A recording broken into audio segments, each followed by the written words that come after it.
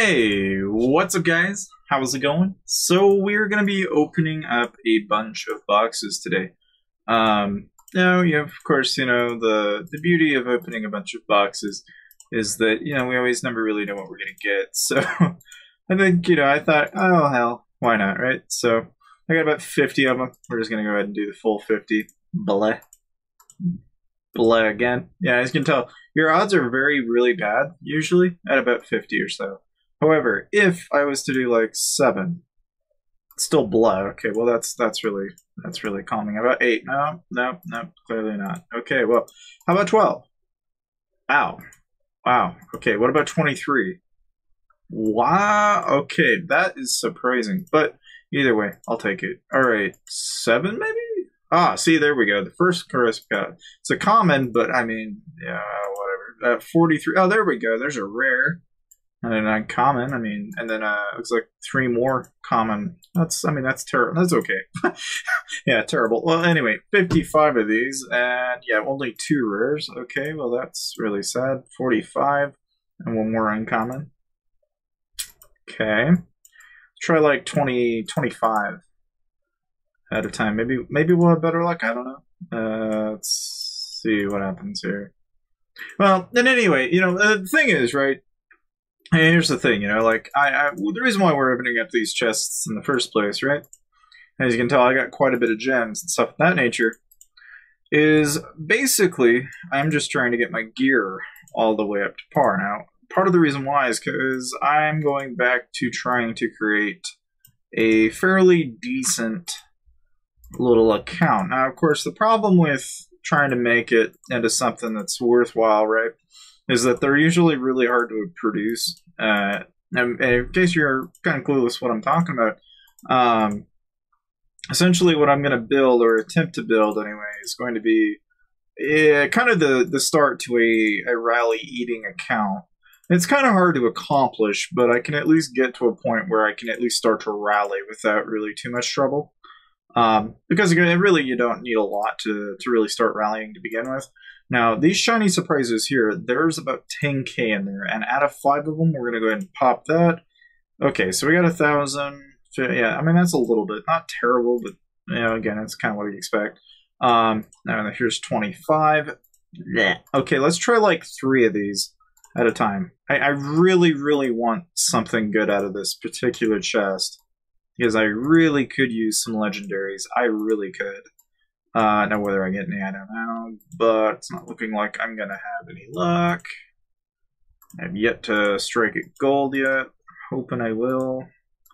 Hoping is a big word in this world, because hoping does not seem to be getting me anywhere at all. But I don't know. Maybe I'll get lucky this time. I don't know. Ugh. Yeesh. Alright, let's try like 8. Oh, there's 1 common halo out of the whole... Whatever. Alright, there's another. Yeah, now that's just bad luck. Now, you guys want to see what 100 looks like, and as you can tell, you only get 3. Then the rest of them is all bleh. That's the only reason why you never open them up in, like, batches of 100. Mind you. That is why. It never yields well, at all. Sometimes you get lucky with these 9s, 3s, and stuff of that nature. And to be honest with you, I really don't think there's a magic number, because, to be honest with you, it doesn't look like to me like I'm going to get anything at all, really. There's 1 glistening pearl out of that whole deal. Now, fortune chests are a little bit cooler, okay? You get kind of some energy, some speeds. If we get lucky out of 10 of these, we might get something good. Nah, okay, that wasn't terrible, but it's not great. Now, the Chest of Splendor, this one's probably the most difficult to get, like 100k. It's really hard to get those, but out of 4 of them, we get 600 twice, and then 200 gems twice, which, that's okay. So we're at 269,000, which I'm not gonna, chew my head over, because, to be honest with you, that's good enough for me. So, kind of what I wanted to discuss today, right, is I've currently got, I got my Dream Witch to purple as of today, so she'll be all good to go. And of course, with all of the updates and stuff of that nature that they've been doing pretty recently, of course, a lot of people are kind of speculating with what they may be doing in the here in the near future. All right, but one of the things that obviously everybody's probably paid attention to up to this point is you got the feudal war coming up, you got the Lord's Cup event coming up. We just had Keating Clash not so long ago, and there's just kind of this eerie, resemblance of like kind of what exactly do we need to expect next. Now, for this particular video, I just thought, I'd kind of go ahead and just kind of overview the account again, because it's been a little while since I've actually kind of just sat down and actually talked to you guys. And I mean, to be all honest with you, I mean, I just hit 300 mil as of today. For those of you out there that are like, yes, the guy who got zeroed many times. Look, okay, I'm getting there. Give me a little while. I'll have a couple 100,000 of these eventually. It doesn't take me long at all because it's only taking a day to print 6K at a time. So it won't take me very long to produce enough tier 4. And to give you some idea of how I'm doing on the productions, okay, I'm doing 786 right there, 957, 955, and 957 there. Okay, like I'm so self-sufficient at this point that, to be honest with you, okay, I've got another 9 more days and I'll have another 40K coming. Like, believe me, guys, you'll see. Yeah, my Coliseum ranking, I'm down to the 6,000s. I'm getting back down there since we just came to 281. And of course, as you guys all probably know, all right, when it comes to building up an account like this, I've always wanted to be a rally trap. Always. But I recognize that at this point, I'm probably way past it. And the reason being, and I can kind of explain it to you guys to make sense out of it, all right? And I actually can kind of briefly go over this for you. But basically, by doing the defense tree, I added a lot of might when I did this. And to be honest with you, when you do that, you add so much might that it will almost certainly bring you up at least 50 million might. Now, the problem is that if you're trying to trap, especially rally trap, your average rally trap is adding about 300 million or so worth of troop might. And the problem at 300 mil is that puts me at 650 to 700. Now, is that out of the ballpark of not getting rallied? I'm sure you could still get rallied at 650 million might. It's just that, frankly, it's going to be really hard to really ever witness in most kingdoms, all right? But having that said, all right, one of the things that I kind of wanted to go over with you is the what is a rally trap kind of topic. Because, again, I feel like a lot of people out there, like whether it be Alpha Smurf, Tashi, heck, I think it's been mentioned a couple of times. And nowadays, right, the modern schematic for what a rally trap is, this really hasn't changed a whole lot, really, because all the way they've been doing it anyway is that you do about 2 mil across, or 2.5 mil now that you've got 311k euros. I mean, you can still do it, but it's going to be mildly risky, right? You do 2 mil across here, and then you do 2 mil across here, and then what you do here down in your tier 3s is you try to print like 100 to 250k. Like 250k is like the bare minimum, I think, for your tier 3 troops. But the idea being that, so let's suppose if I'm getting rallied and I'm gonna, if I'm gonna get attacked, one of the first things you've got to be able to do is your gear stats and everything have got to be pushing like at least by 5,600. And in case you're wondering how do you get those kind of ballpark numbers, all right, you got to be able to essentially, like in the gear that I've got, all right, you've got to get into that 220 to 230 range on your unit stats. So in the case of range and inf, you can put about 200 or so in there. And then the other portion that you need a lot of is your army attack. And so that's going to go into your research. It's going to come in through here down in your army leadership. You've got to get your army offense, health, and maxed out. And if you can't already, get your prison, get your altar boost and stuff like that. And then if you had, in my case, I happen to be, I'm stashing some pretty decent army boosts that I've got hidden back here. But, you might pop a 20% boost to try to get the most out of it. But the idea being is that you're going to add probably about, like in my case, all right, in case you guys are wondering what my stats are, without talents, okay, I can do about 367 to 330. With talents on, I'm pushing about 400 across into 2 of these, and then 350 or so into cav. And the benefit of that is I also take 200% on the core, assuming that I don't pop a boost, have a prism boost, and an altar boost, and everything else. Okay, and that's putting me pretty darn close to about 450 or so under those two stats, with another 200% tacked on. That's around 650. Okay. Now, the idea being that when you go into rally trap status, okay, you've got to be able to get your HP and stuff of that nature, because again, it's a big deal. You got to have a ton of HP, meaning that I would almost want to say if you're not pushing at least 400 to 500k in there, and that, well, 400 to 500k, that's a little bit of exaggeration, but 400 to 500% in the army HP, like it may become very difficult for your troops to stay alive long enough for it to really do you any good. But I mean, just from what I can tell anyway, that ultimately the idea being is that you're going to basically have a majority gold jewel set. You're going to have most of this at purple or higher tier if you can, because a lot of the time when people are trying to rally trap like that, they're trying to deal with the 11k, 311k gold heroes, gold champ, all the above, right?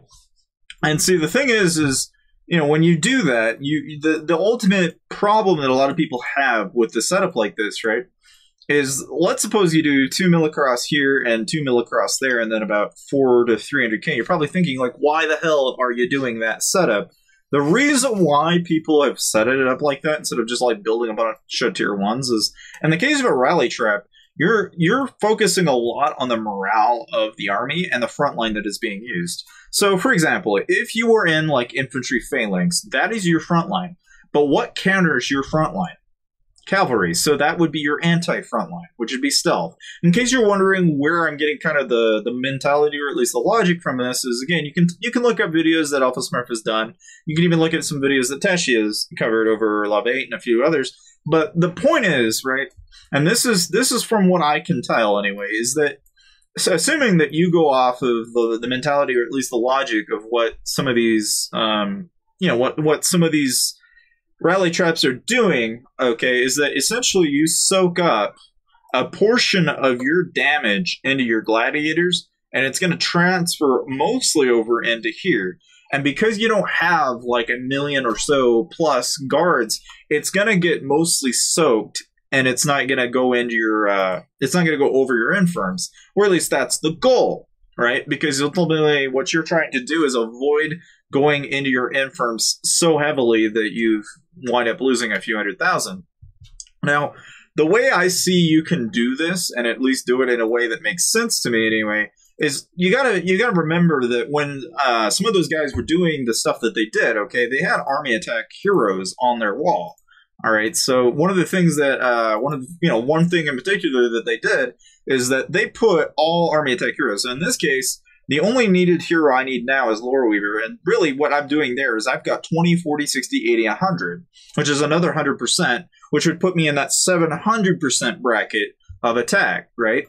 Now again, if you really want to make sure that you get the most out of it, you go into your innate talents, and then what you do is you buff up your offense, cav, and inf, and basically max the attack stats all the way, putting the remainder of the points into squad health. Now, there's nothing wrong with that, but me personally, I almost feel like you'd be better off putting most of your attack points into the actual front line and anti-front line, and then put the rest into your squad health and squad defense. And that's just me, because me personally, I don't see any reason why you need to help that third stat, because that third stat's not really exactly helping you a lot.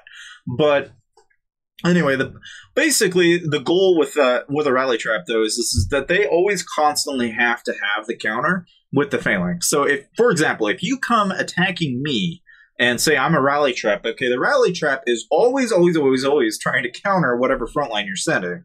So, like, for example, if you're going to send a cav front line, I'm going to send range. If you're going to send a M front line, then I'm going to send cav. If you're going to send a cav, then I'll send range. But the point being is that I always have the counter, because the moment I don't have the counter, that is when you will see really sloppy results.